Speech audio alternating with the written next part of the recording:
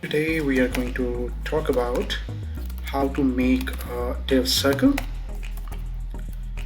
So welcome to my channel, which is quick coding tips, and I am creating a few short videos since a few days, and I think a lot of you are engaging with those videos, and those are really great for me.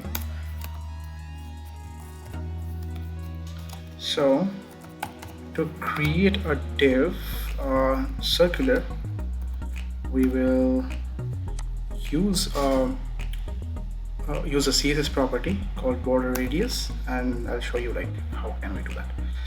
So here's a div, close div. Let's assign a class called circle. Okay. Basically, you can use any class name that you want. So here's the div. So this div is not visible unless until I give it a size and border. So I'll give it a size like height 100 px and width 100 px. Now you still cannot see this div, right?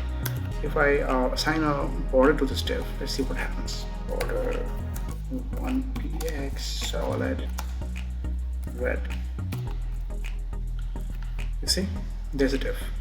Now if I want to make the circle, I have to use border radius 15%.